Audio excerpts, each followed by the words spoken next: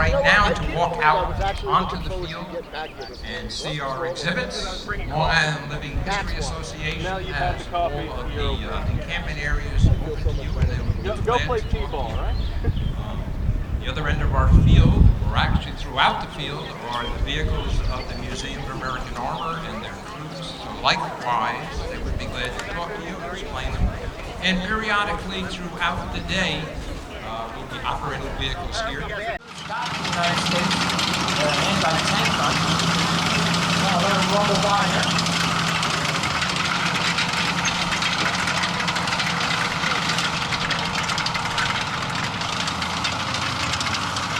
It does not have a top. It's an open top vehicle, American tank destroyer, the M10 and the M36. Right line. Firing on it.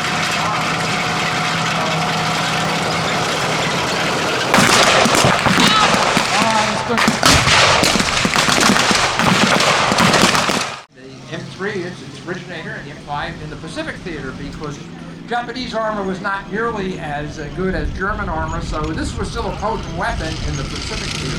This is the M5, M5A1, late model Stuart tank. Those very handsome, wavy people there are a husband and wife team. We talked about Lila, and Jeff Wasson and Stacy Wasson. And you often portray the crew on our German. Our German is played up right now, but they're filling in as a crew on our M5 Stuart, driven by Steve DeMeo. Look where the spare tire is, that big, huge, heavy spare tire. Look where it's at. How do you get into that vehicle? Well, you climb across from the passenger side, you can climb past the emergency brake, you got to climb past the shift lever, the transfer level, and then kind of smuggle into the seat. And I've always said to people, what the heck, this is not very efficient. How's the driver got to get in and out of this vehicle? Why did they... Taking the field now is an M8. Again, take a look at this vehicle, take a look at its turret atop it with the 37mm gun, and then look at our M20, which we're going to drive later on. So this vehicle, again, was designed, wonderful crew here. This vehicle, Jeff Ryan piloting this vehicle. This vehicle was designed, again, as a tank killer, but by the time it took the field, and after the 1943 period, really was not too effective against German army, as you can see, armor, as you can see by that, the size of that gun, but still a very potent reconnaissance vehicle. That gun and the 50 caliber machine gun atop it could more than handle other armored vehicles or other armored reconnaissance vehicles like that, half-tracks, and certainly troop concentrations. This is a half-track, clearly, an M3 half-track, but mounting in it is a quad 50 anti-aircraft mount. So quad meaning 4 50 caliber machine guns and a powered turret. A turret very similar that you might have seen in a B-17, made by the same folks, or a B-24 turret. So designed to shoot down tactical enemy aircraft against ground troops.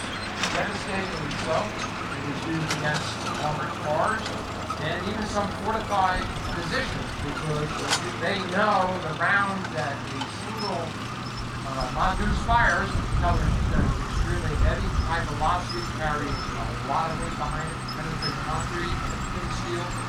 Put four of them together, and it was just devastating.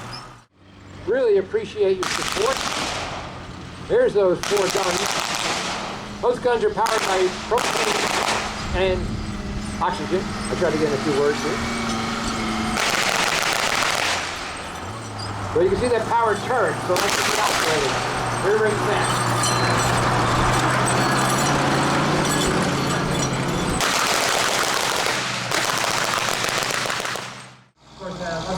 All right, so the Dragon Wagon is on the move.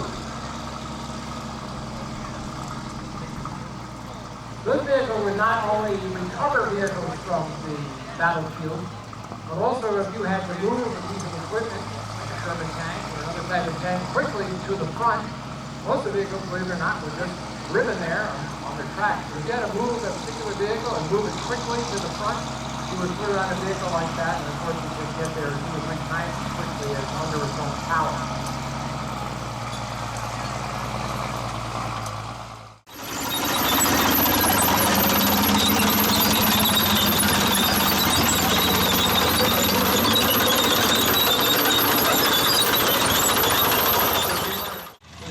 large, vulnerable target.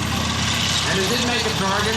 Its armors are very, very lightly. Its job is to get troops and supplies to shore, and then get back out again, hopefully to do the same trick.